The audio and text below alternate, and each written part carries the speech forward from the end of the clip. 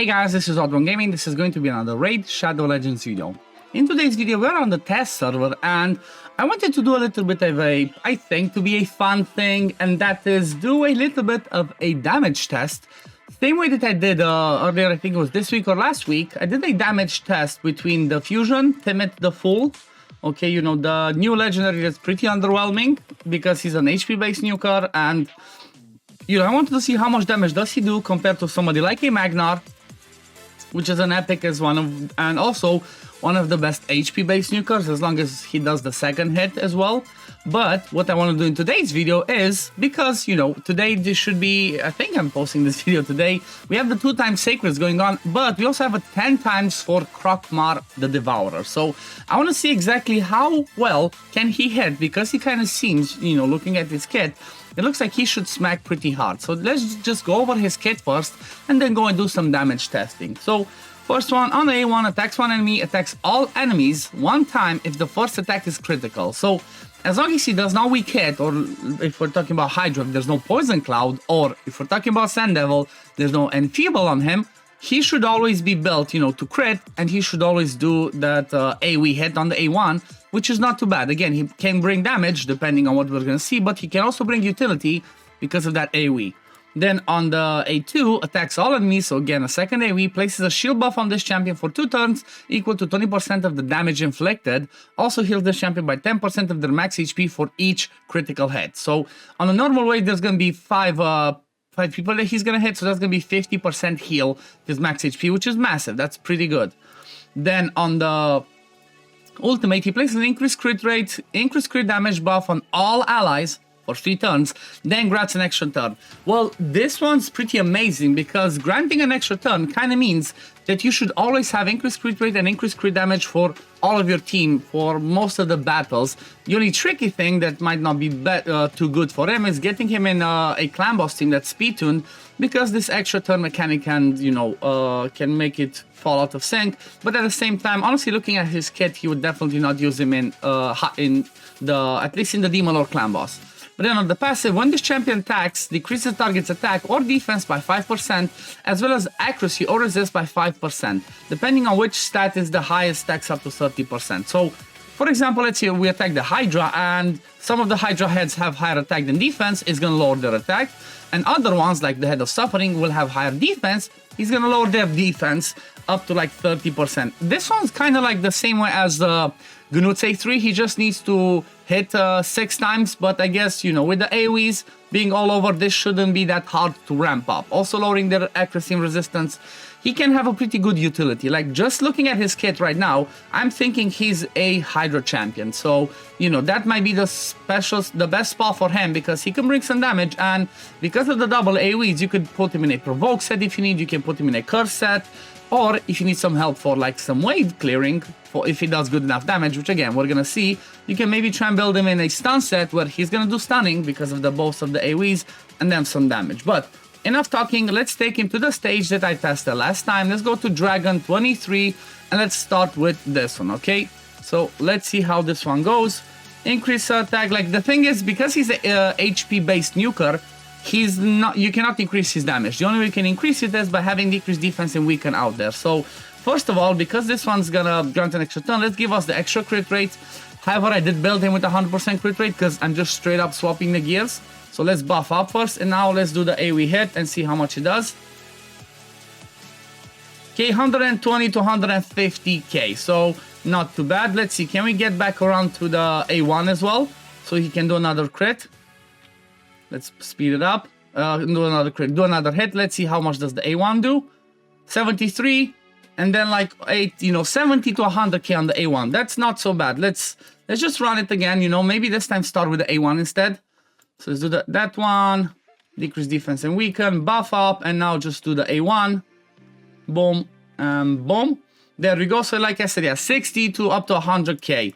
But the best way to do it, I guess, is we can go, like somebody mentioned this, you can see at the end with the A1 he did around 465,000 total damage. Now if you go and do the A2, let's see what's the total damage. Okay, and buff up, and now let's do the A2. There we go. Boom, 120 to 140. This time, let's see how much was the total damage. So his total damage is around 600,000. Now what I'm gonna do, like I mentioned, let me first show you his build, I guess. Savage plus Cruel with HP percent, crit damage, HP with as much HP percent as I could. Total stats, over 100% crit rate. So again, if you know you can guarantee the increased crit rate, you can build it with only 70 maybe. And then 270 crit damage, 100%, 100k HP, good HP. And then, you know, just standard nuking masteries. And now let's just swap over all of that gear from Krok'mar and put that back on Timit so we can compare exactly with Timit and see exactly how much damage, you know, Timit is gonna do, for example. Again, you know, this is just a standard comparison. I'm not trying to say like, okay, who's better, who's worse. It's just straight up damage. This is a damage test, so that's why I'm only checking about these two things, because when it comes to utility, depending on the areas, I guess Krok'mar is going to be more useful when it comes to damage. And also, if you're going to build him in a set that can benefit at AoE hits, he might be better because he brings the buffs, like I said. But at the same time, Timit can bring debuff reduction and some other things because Timit has the same thing. AoE is on the A2 and the A3. So now Timit has like 20% less crit damage because of the base. Krok'mar starts with 63, so that's a little bit of a difference.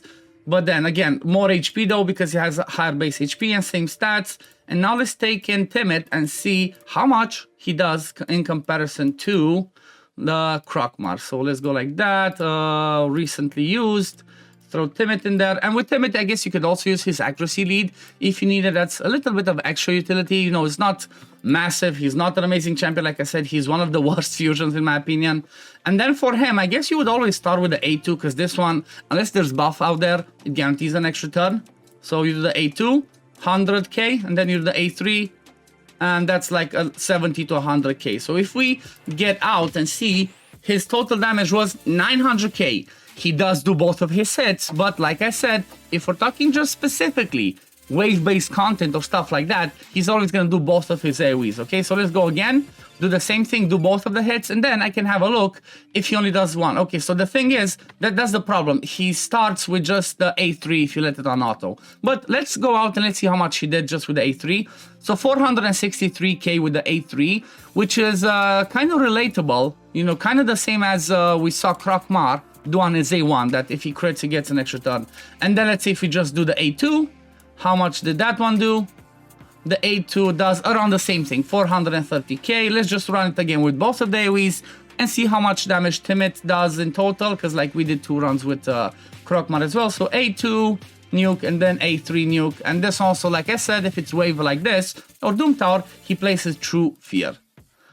And the total is, yeah, like I said, around 900k. So if Timit does both of his hits, he can do more damage than Krok'mar, but if it's only one, he's just about the same as Krok'mar's A2. But at the end of the day, like I said, this was basically just a damage test, and when it comes to their utility, it all depends on what you need. You know, like if you get either of them and your account is still progressing, they're still trying to push through Doom Tower hard, they're still trying to push through the normal and hard dungeons, they can both be useful because, like I said, they both have AoEs on their kits. Krok'mar also brings increased crit and crit damage and a pretty good passive, but this passive mostly kicks in fights that go over a longer period of time. So mostly against bosses or against Hydra. So that might be like Krok'mar's best place from my point of view would be Hydra, but I guess you would you just build him in a, for example, in a curse set. If you don't use somebody that brings a Hex in that team, Krok'mar could be that one. Brings the Hex, he's gonna be tanky and he can do some damage.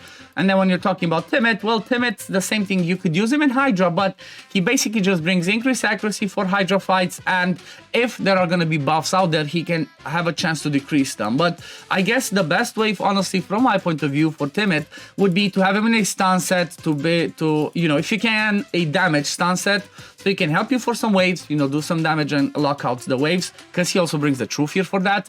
And at the same time, he could be good for waves. So, you know, the more I'm looking at him, the more I'm thinking like, okay, again, if you're a progressing account, if you're end game, he's pretty much useless, I'm not gonna lie.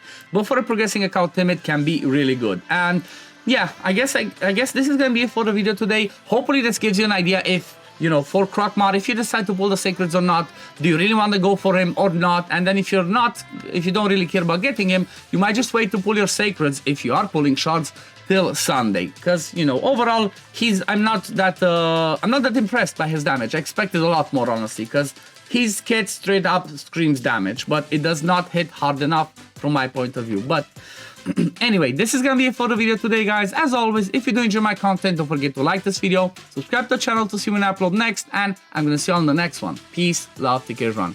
Bye, guys.